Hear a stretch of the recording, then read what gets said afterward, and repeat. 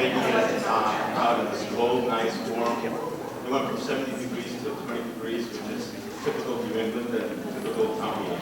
So, first of all, I'd like to thank the people who actually organized this. Starting off with the TMMA Executive Committee, specifically Vicky Blyer, Benny Gao, and if we let the town people all stand up. So, was a simple idea, and hopefully this is a series of talks that will happen. And basically, their idea was to actually start creating events where town meeting topics can be talked about, town meeting topics can be talked about, as well as an opportunity for everybody to connect and get to know each other better as we may take votes on the floor of town meeting. So it'd be a nice way to get to know each other and going forward from there. My name is Sandro Losandrini. I represent Precinct 4. I've been in town meetings since 2004. I originally started in Precinct 2, then Precinct 4. I also spent 9 years in the school committee, so tonight we're going to talk about the school budget. So, and hopefully you will vote. No, okay, some of you are running for town meeting. How many of you are running for town meeting for the first time? Wow. Some of you are old timers, but a lot of you, some of you might know this, and a lot of you might not know this, but by being a member of town meeting in Lexington, you're actually a member of one of the oldest governing bodies, continuing governing bodies in New England and half of the United States.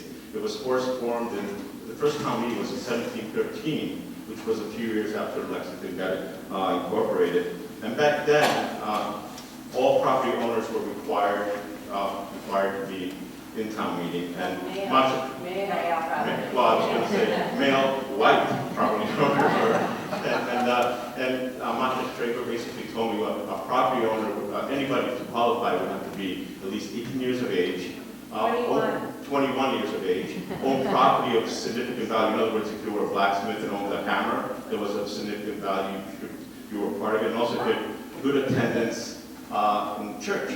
So it would have eliminated me right away. But back then, obviously, unlike today, it was all white males. And today, it's a nice diverse population of people, and it's fantastic that you're going forward. So, like any white male, basically it was too much work. So what they decided at a certain point, instead of making this a compulsory, attendance was compulsory, they decided to select a few men to do the daily government business, and in between town meetings. This used to be all town meetings where everybody would attend to actually make decisions regarding town issues. But that was too much work and too much responsibility, so they decided to select a few people, and that's how the Board of Selectmen came to be. Today, we actually have a representative from the town meeting. This happened in 1929 when the state law allowed us to actually, if you had a certain population, I think, allowed some towns to go away from an open town meeting to a representative town meeting. An open town meeting, basically, which still exists, I think, in Concord, where everybody in town would go and vote for articles. But now, we actually chose a representative town meeting. And a lot of you know that we have 9 precincts, 21 members in each precinct, 3-year terms, and every year 7 seats are up for elections. So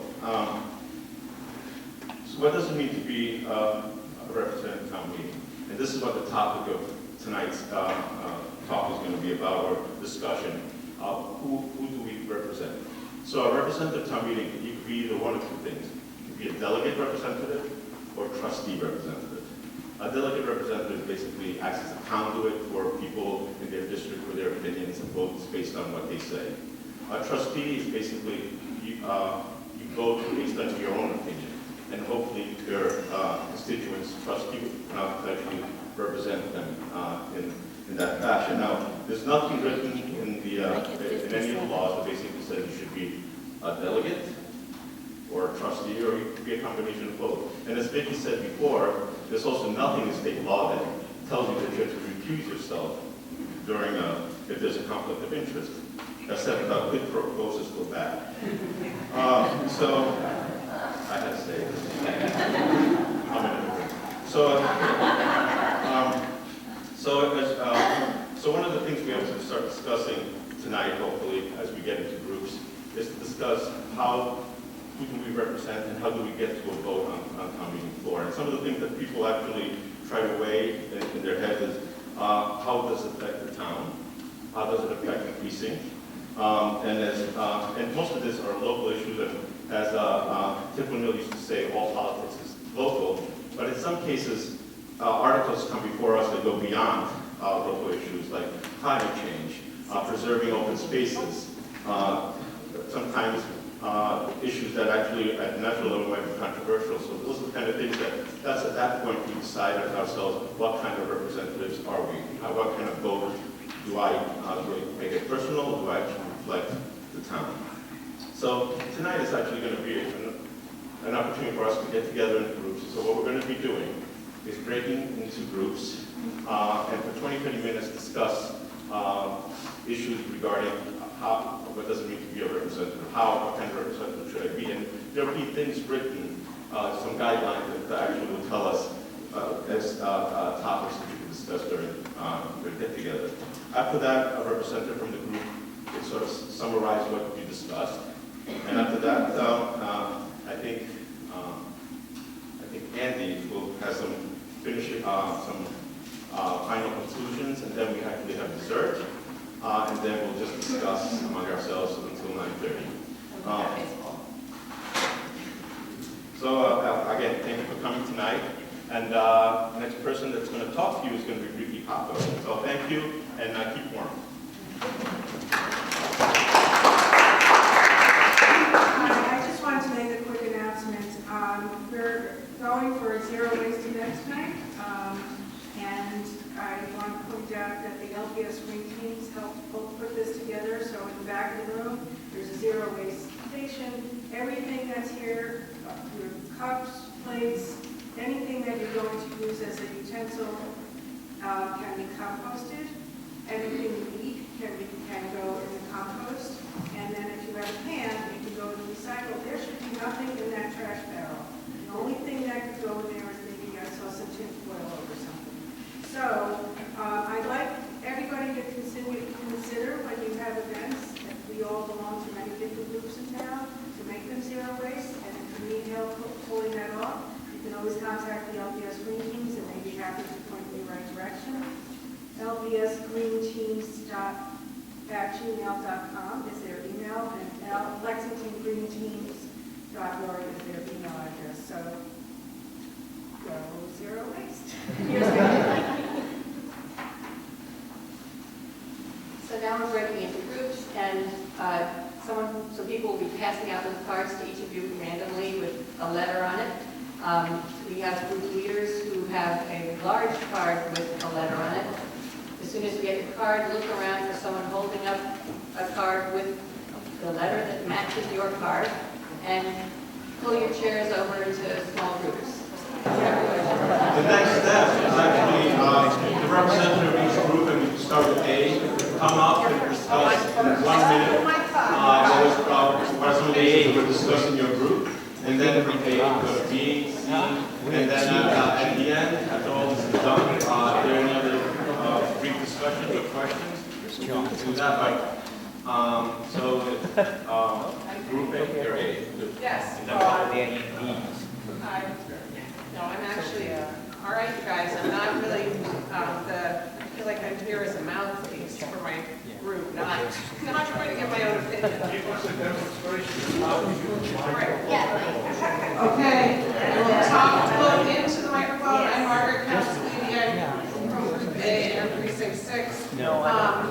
We spent a lot, the first few minutes just talking about being torn between needs of our precinct and the town, but also being torn between committees and other groups we're on in town and the needs of the town. So, I think there's various directions people feel pulled in, but we really came down on feeling like we are trustees, but we're not guided by our opinions. We feel like we're guided by our moral compasses, our consciences, and kind of previous experience. And we have a wide range from people who are brand new to the town meeting to someone who's been there for 37 years. So, but we all seem to feel that was how we felt. We all you know, we're talking about articles that really spoke to specific neighborhood concerns. 186 Bedford Street is a good one where we really felt we needed to listen as much as we could, be empathetic, talk to people, but in the end, we felt like we had to, you know, decide is the affordable housing argument as compelling as it could be, and would that be best for the town? We also talked about, you know, how different issues may, you know, change whether we're representing our precinct more heavily. There are some very precinct-specific issues just like that. Anything to add, Rebecca? Am I summing it up? And what we want to do next. Oh, you want me to talk about our ideas You can just give those to me. for future topics? Oh, Okay. Okay, so, We wrote it down. We had to discuss that. okay.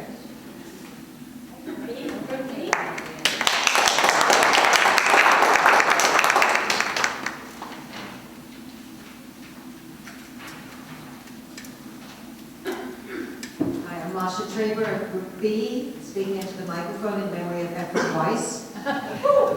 Talk right into the microphone. Can't hear you. Okay. So we had sort of a mixed group. We had some veteran town meeting members, and we had somebody who's running for town meeting and somebody who's actually a constituent.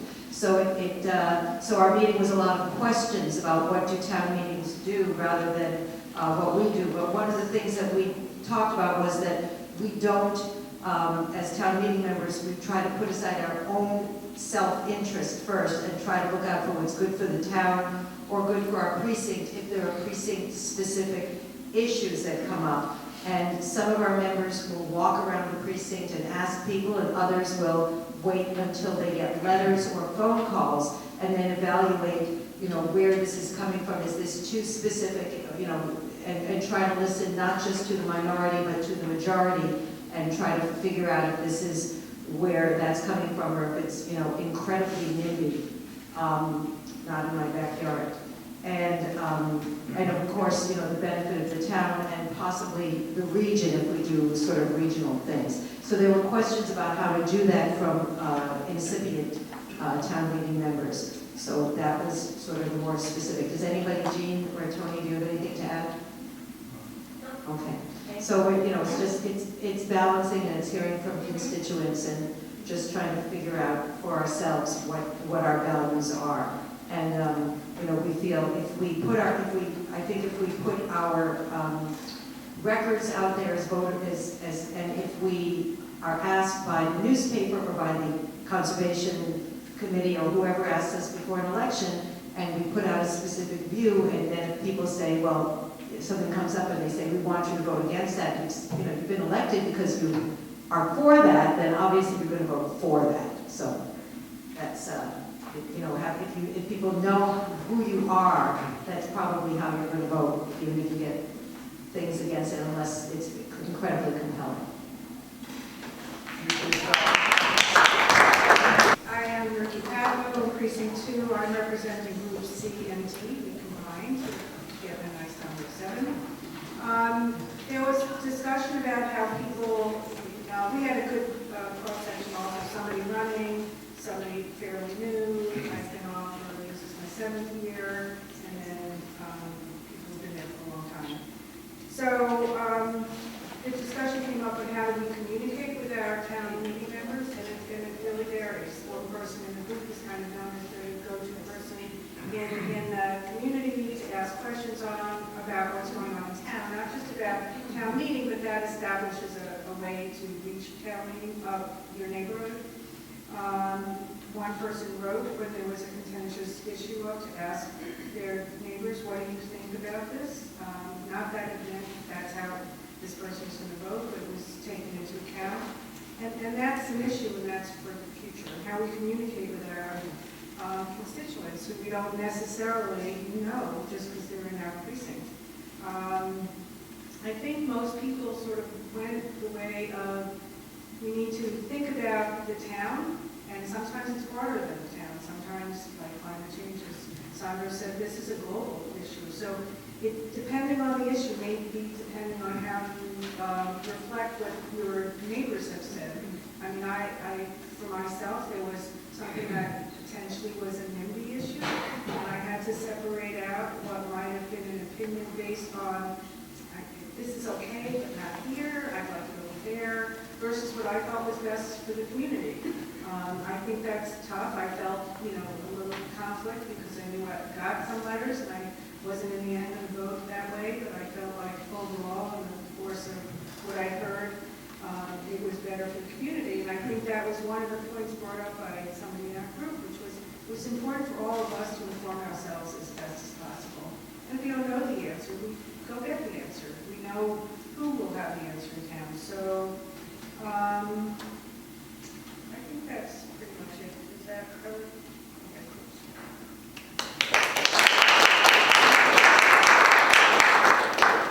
E, who's E?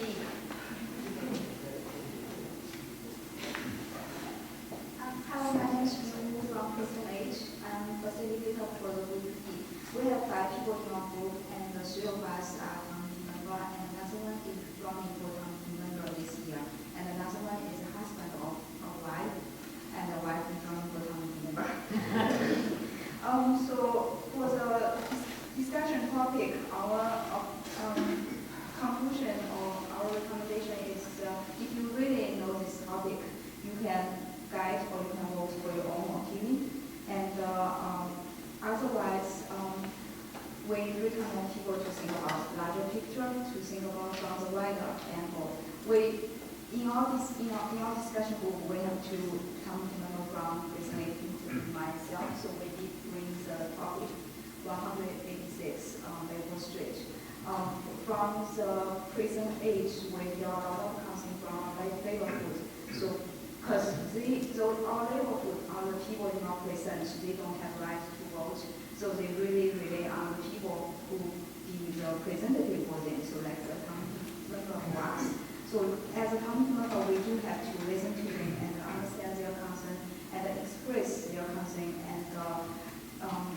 and also ask questions or communicate with another community member to bring all those questions, all those concerns to the wider community. But at the same time, we also need to think about the wider picture of the town, the best solution for the town. Like if we are concerned about the affordable housing or some other issues.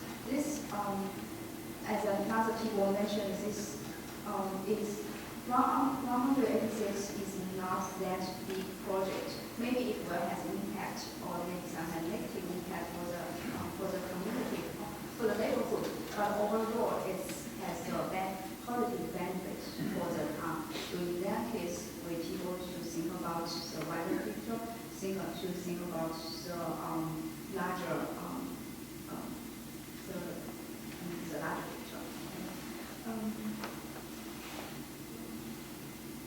And also, the other people in our group mentioned, when you look at the project, when maybe this is not the best solution, I think about we can have something even worse if we are not accepting this project.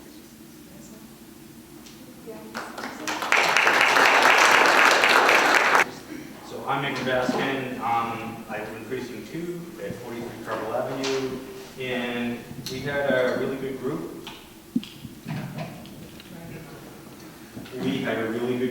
A mixed group of town meeting veterans, prospective members, and one resident who submitted a citizen's petition this time around. So we had a really good discussion, but we didn't really come to a lot of conclusions, but we did discuss a lot of really interesting issues, like how do you collect feedback, and then how do you sift through that feedback from your constituents and come to a decision. Do you do it through Facebook? Do you do it through email, other methods?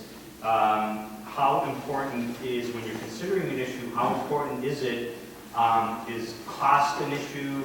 Is just what's good for the town? And then that kind of led into what exactly does good for the town mean? And like we talked about the Hartwell Lab rezoning initiative. You could have 2 completely different perspectives about that. that both could be defined as this is good for the town. So it's very difficult. And then I actually brought this one up and we had a good discussion about it. When you're actually at town meeting, and when is the time to cut off the discussion? And some of us felt like it was better to just wait until the whole line has gone through and let everybody have their say. But other people said, eventually you get to the point where you're hearing the same comments over and over again. And then most important, I guess, is the importance of being open-minded. I guess we all did agree on that. And our topic for next discussion at the next meeting was, I already mentioned this, but it's how do you get your constituents to respond? Thank you. G?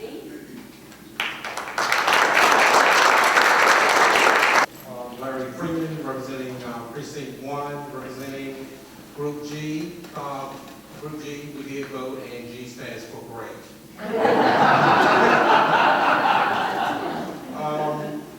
We had a lively discussion in Group G.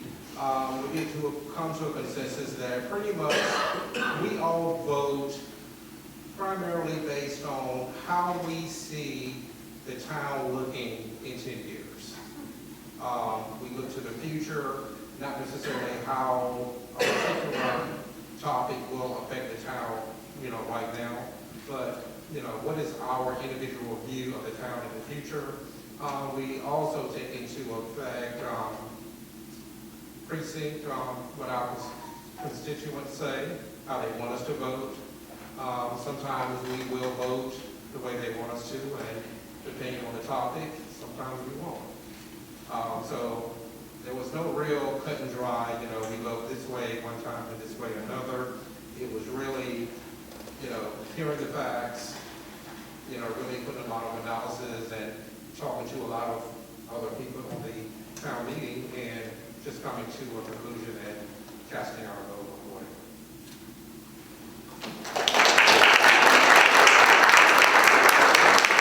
Into the mic, right? Hi, I'm Sarah Cuthbertson. I'm a candidate for town meeting in Precinct 7 and also school committee. And I got kind of, thrown right into the thick of it. I was not going to come up here today. So my group was mostly, all people way more experienced than I am in town meeting, which it doesn't take much, but they have decades more experience than I do. So it was great for me to listen to a lot of them and their opinions. So some of the things that we talked about, similar to the previous group, we didn't make one decision or one set structure for decision making. But we talked about how it depends on what the topic is, how much feedback you're going to get. And sometimes it's those topics that nobody's really paying attention to, but can still have a really big impact on the town. There are things that will impact our own precincts more than others, but they can still have those town-wide implications, whether it be financial or other implications. So it's important to consider not only our own precinct, but how it's impacting the entire town. We talked about how you're going to get that vocal minority at any given time. So how much do you seek out the quieter voices? And just kind of getting to know people in your precinct and trying to figure out where those quieter voices might be hiding, because you're making decisions that will impact them as well. And whether it be a particularly vulnerable group or an otherwise marginalized group that might not feel comfortable always coming out and voicing their concerns, really knowing to seek out those opinions. But ultimately, we decided that we were elected to use our judgment, but with that comes a lot of learning from each other and learning when we go to town meeting and learning from people who've done this before us and the people who will come after us. So that was what our group decided.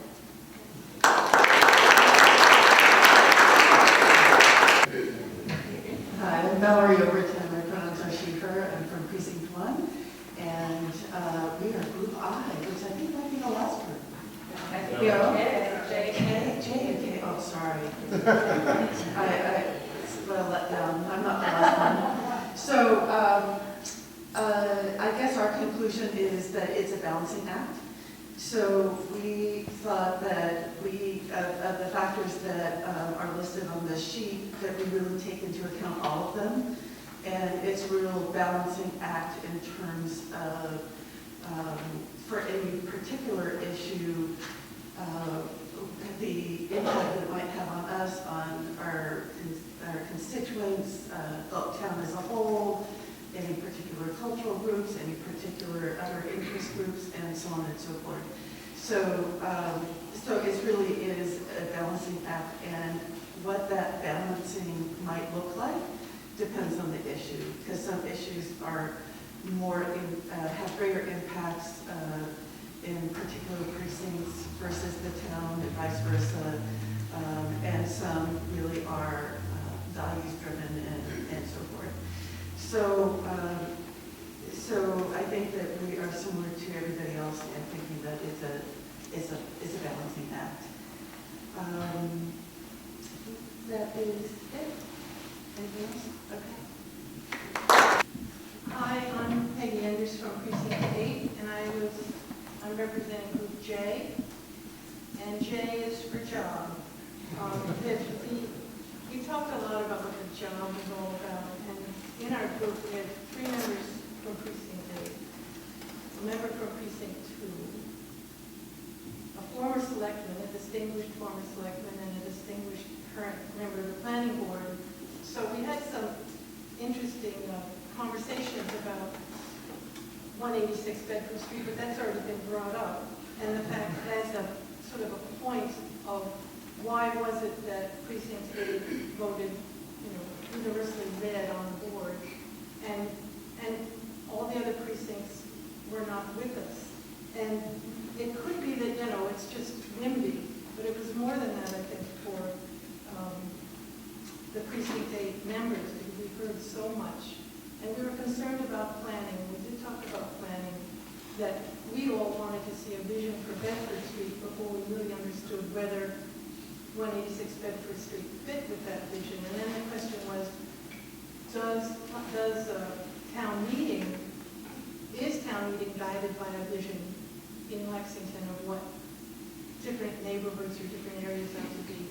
And we don't think there is a vision, and that makes it difficult for members. But you end up representing your precinct based on the information you have, your knowledge of it, and your own weather vision, your own sense of what's appropriate for the town and perhaps for your precinct. But all politics is local. That was something we all concluded, that you still are sensitive to your precinct. The job isn't just to represent your precinct, but also to educate people. So you are a conduit for information, not just in, but out. And the more you can get out and talk to neighbors and talk to residents about things they don't know as much as you do about, because that's another thing about the job. A lot of you have, when I joined the bicycle committee, someone says to me, Stu Kennedy says to me, well, you're not going to understand the town unless you join town meeting. And he's absolutely right. And so that's a really important point. And finally, someone said that and this is just an interesting data point because everybody said everything else, is that the decision on 186 Bedford Street was the first time that the neighborhood really didn't drive the decision in his memory. That the neighborhood's point of view didn't drive the decision for the town. And I don't know if that's true or not, but that's an interesting thing. I think I've said everything that is worth saying.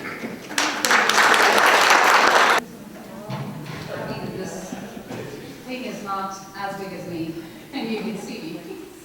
So we Group K, and it was a small group of 5 people, 2 veterans in town meeting, one of them having been around for 40 years in the town, and 2 people who are running for the first time, so good luck to them. And I think they'll be great additions to the town meeting. So I don't think we had anything that's going to be remarkably new, because everybody else has gone before us now, and you've said most of the things we talked about. But one of the questions that we discussed in our group was, how do you know if you're representing your precinct or your town, right? What is their viewpoint? How do they feel? And obviously we had different viewpoints. points and concerns about are we doing it or are we presenting ourselves. One of the points that came out was we are have been elected, and therefore that's a manifestation of trust in our judgment and our ability to take the right decisions. So how do we know that we are doing the right, making the right decisions? What is influencing those decisions? Of the list that we had in the guiding sheet, the one thing that stood out, almost everybody in the group, not almost everybody in the group felt very strongly about is it is about what's right for the town. And everybody felt that it's never what's right, what I want personally. So also, in terms of how do you make your judgments or decisions and your decision of what your vote is going to be, it's influenced a lot, not through just your research in informing yourself in discussions, but a lot of it is actually done through learning through the debate that happens on the floor. So the examples, and I know examples from having been in town meeting for just 3 years, that a number of times we go into the town meeting with a certain decision made up in our mind about certain articles, and we change that based on what we hear on the floor. Because there are people who are experts in certain areas and bring data points that are very relevant and justify what we're going to decide, and we feel like we can explain that to our constituents. The point about whether, how do we connect with our constituents, how do we know what they want? A number of times, I think we all try and connect and meet people and know, but there are articles that are very, if they are of high impact to certain constituents, certain precincts, or certain ethnic groups, or whichever way, those articles, our citizens do reach out to us in various ways, whether it's email or mail and other things. So we know that they are high impact articles, and we need to pay special attention to those. The decision still lies with us. So do your research, listen to the debate carefully, and be open to ideas. That's how we discussed. Thank you. Andy Friedland is going to say a few words about the TMMA. Hi, folks. I think I know most of you. For the newer folks, I'm Andy Friedland, Precinct 5 Town Meeting Member. I am a TMMA junkie. I've been on the executive committee since 1991 because I am so devoted to what we do. We do more than any other town in the state to prepare for what we're going to be voting on in town meeting. The things we do are prepare the warrant information report, where town meeting members volunteer to research and write up the various articles, and we publish it in a book. We have the bus tour, where we go around and look at major capital and zoning things that we have to vote on. And we have the 3 evenings of information sessions, which is much less formal than once we're in town meeting, and we're able to have a dialogue and really give article presenters an idea of what questions may come up. So anyway, thanks all for coming. I will make a pitch now. It's a long warrant for this annual town meeting, so we're definitely going to be looking for volunteers to work on the articles. Please feel free to contact me. I will take the yellow pads back. I will eventually use them. We're going to leave the chairs out so people can get refreshments and sit around and talk. But once you're leaving, please bring your chairs up there and we'll put them back on the racks. Thanks.